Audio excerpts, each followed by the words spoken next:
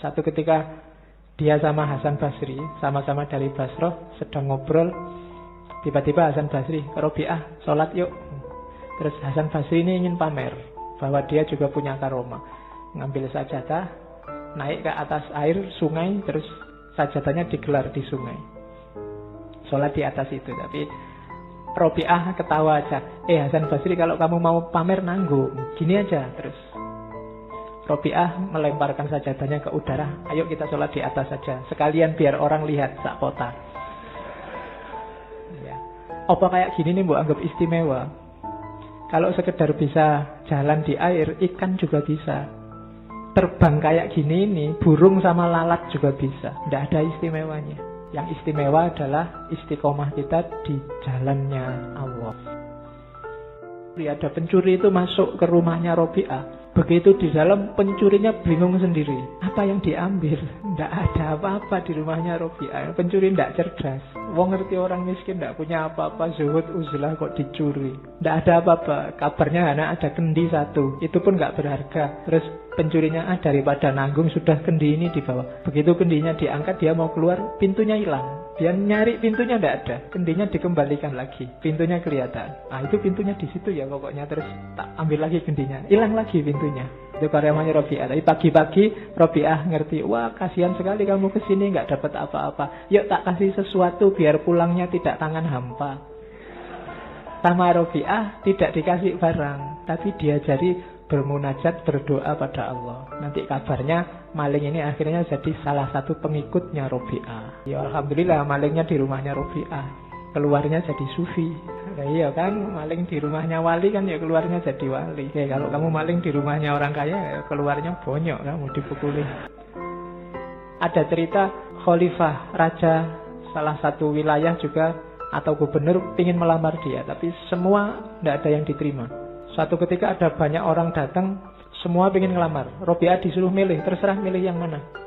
Ada wali, ada sufi, ada yang muda. Terus Robi'ah bilang, gini aja deh, saya punya 4 kuis, 4 pertanyaan.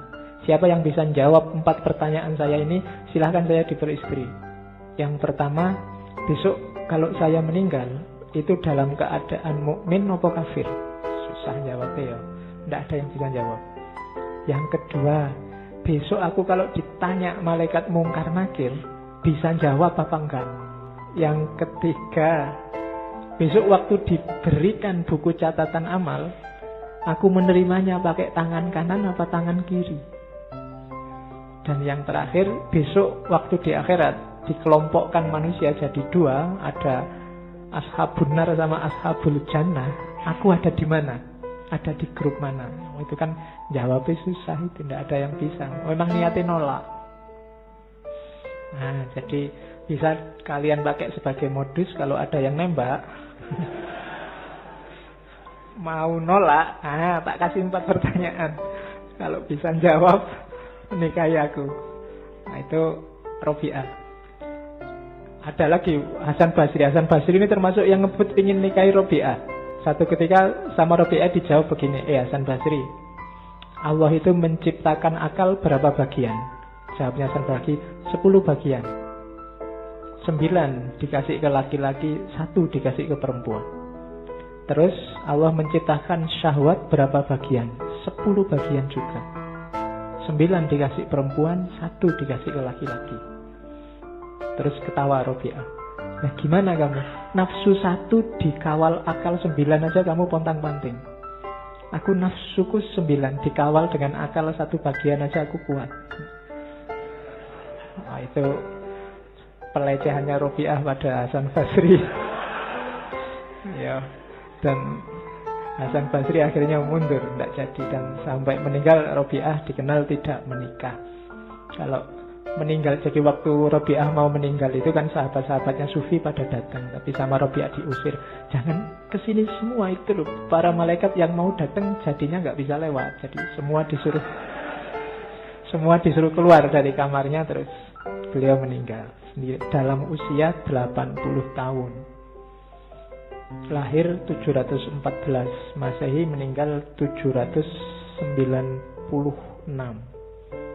80-82. banyak hartawan yang ingin bantu. Ada cerita seorang hartawan ingin bantu Robiah, cuma takut karena dia tahu pasti ditolak. Akhirnya melalui sahabatnya Sufi, namanya Sufyan Tsauri. Pak Sufyan, mbok tolong saya ingin bantu Robiah, cuma Robiah ini mesti tidak mau. Mbok sampean yang ngomong. Sufyan Tsauri, ya sudah coba tak bantu. Bilang, Mbak Yu Robiah ini loh, saya kesini. Sebelum Sufyan Tsauri ngomong, ada apa sih? Apakah ada yang mau ngasih bantuan aku? Ya, ada hartawan itu yang mau ngasih bantuan sampean. Kan kelihatannya sampean hidupnya kok susah gitu. Jawabannya Robiah tidak jawab. Gini aja deh, kamu ngerti toh kira-kira aku jawab apa? Iya sih. Ya sudah. Jadi akhirnya nggak jadi, sudah nggak jadi dibantu. Oke, jadi ada cerita lagi satu ketika Robiah ini punya puasa. Dia merasa nanti maghrib buka puasa, aku masih punya bawang satu untuk buka puasa. Jadi buka puasanya pakai bawang. Begitu maghrib mau buka puasa ke dapur, loh bawangnya kok ndak ada. Ya sudahlah pakai air aja. Tiba-tiba ada burung lewat jatuh, bawa bawang satu dijatuhkan di depan Robiah. Robiah lihat bawang itu, ndak usah, nanti tipuan, nanti aku jadi manja. Pingin opo-opo langsung datang. Kalau kamu kan seneng. Bayangkan tiba-tiba datang. Tapi kalau Robiah enggak. Kalau diginiin terus sama Allah nanti jangan-jangan aku manja. Enggak usah tak ambil bawangnya, cukup dengan air saja. Nah, itu Robiah. Ya jangan disamakan jiwanya kayak kalian, tapi pelan-pelan bisa ditiru. Oke. Ini juga ada satu cerita, satu ketika Robiah ini jatuh, tangannya patah.